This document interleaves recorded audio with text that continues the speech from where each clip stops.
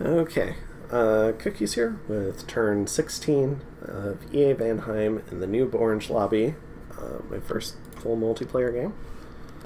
And we've got a couple of battles that we've managed to spy with our scouting, our slowly growing scouting network.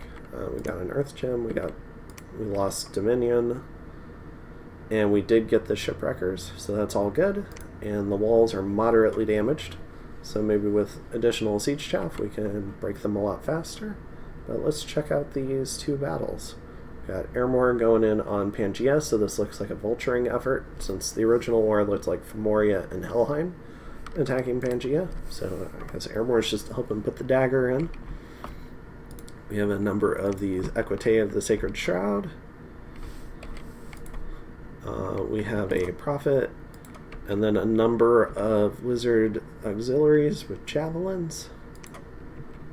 So, yeah, pretty interesting little group. And, ooh, I would be very careful keeping this heat aura near all the other commanders. Oh, this guy's cool. Caesar, the adventurous governor. No reference there. Siege bonus 30. Holy moly.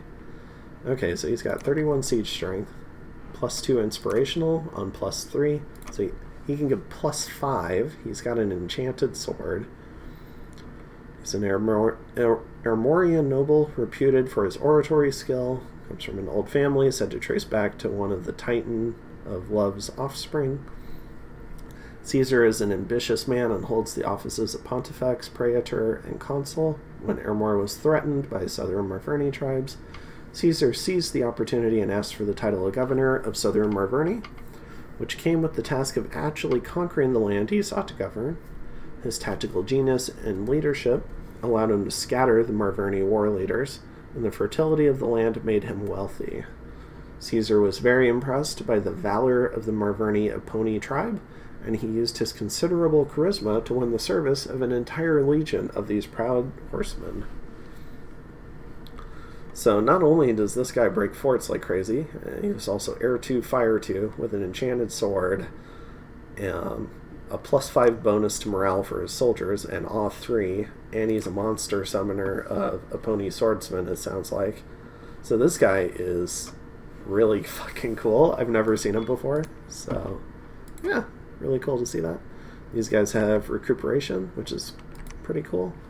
Let's go ahead and see their bless. Looks like they're just up against some PD. We've got magic weapons, swiftness, attack skill +2, shock resistance, defense skill, strength +2. Yeah. Pretty killy bless. A little bit of defense, but a lot of this is very killy focused. So we've got attack skill, magic weapons, the strength, the combat speed. So I have to imagine they're going to do some work. We see the Abyssian guy burning the horsemen.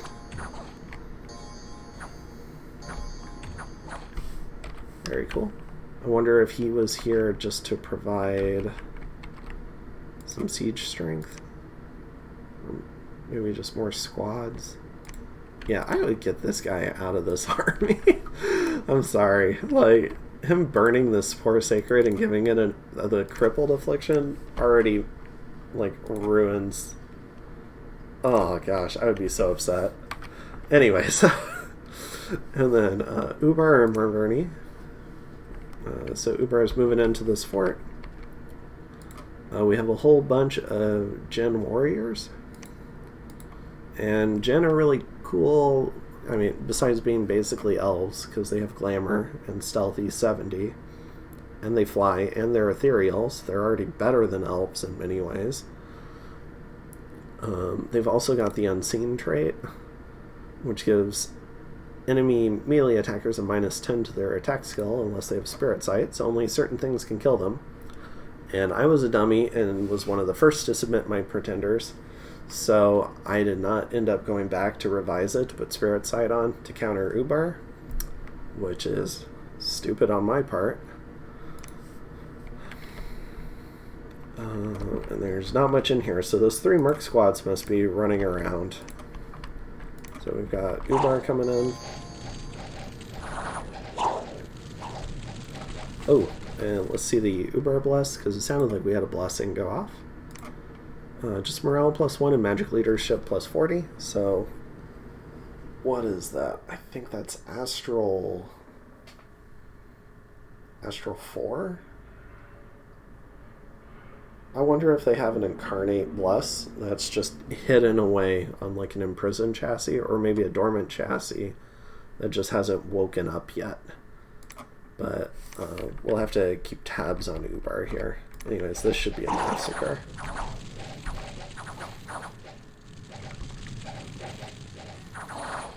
Yeah. No casualties. Takes the fort. Another Dominion change. Really annoying.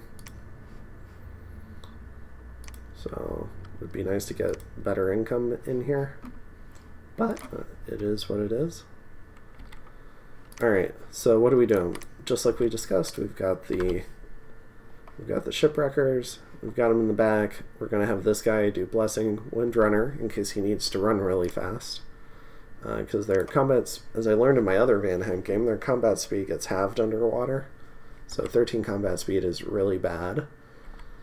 And then I'm just going to have him spam False Fetters, because it'll stop the Amber Clan from attacking. And then, yep, and we got a death random, so we're doing corpse constructs. We're making a dragon helmet, which is a morale item to help with corruption from Ubar, if that becomes necessary. And a main Gashaparian, just slowly continuing to prepare for Helheim. I am putting this hammer on the market, so I might end up trading this last minute. Just because I'm not forging a lot of good stuff with it, and it's not the same sort of like -4 discount value that I'm getting with the Elder Dwarf.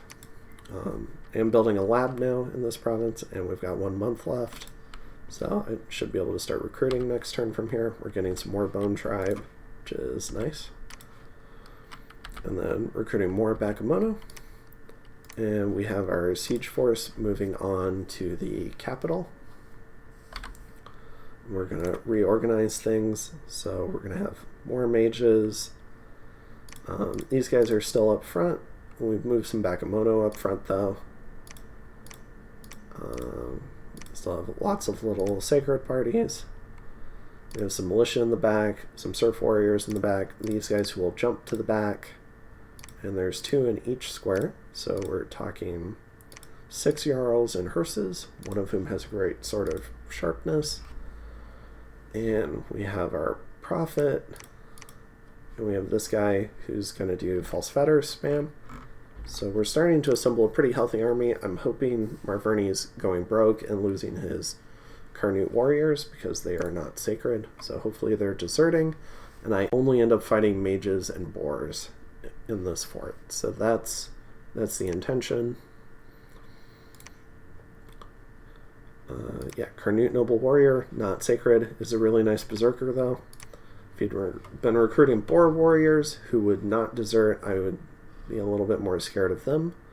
Plus they make great bodyguards, berserker +4, so they can get pretty scary with their 20 damage axe. But from what I could see, was not recruiting them. Maybe was doing more of a scales build. This is still Indies, like 50 heavy cav militia, which makes this even more. I would be so bitter as Calum about this.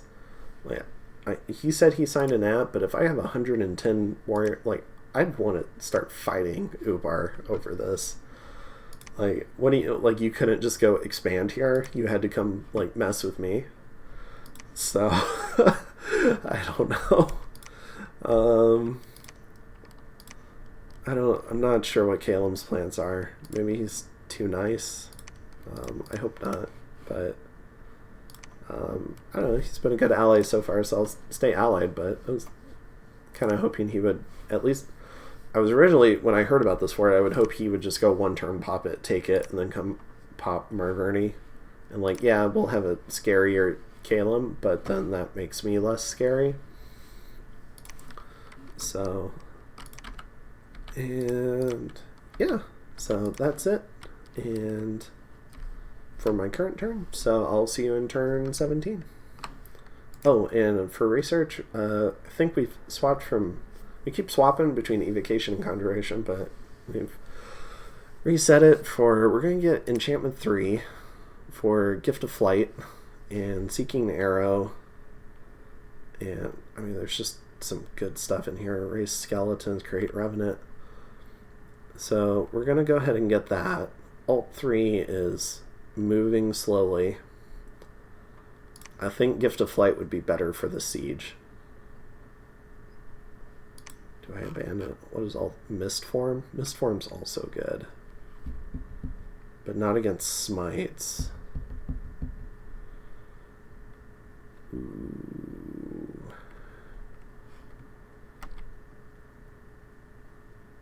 Yeah, I think I tried. Am I gonna be able to get there?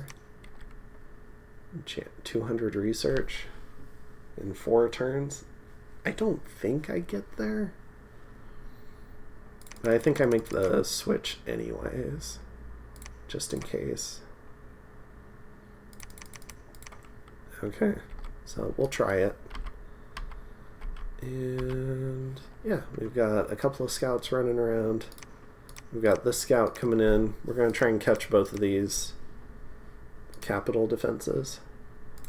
One thing I should do is I should try to contact Pangea and maybe see if he wants to try out this Hammer of the Mountains. See if it's effective against Helheim for me.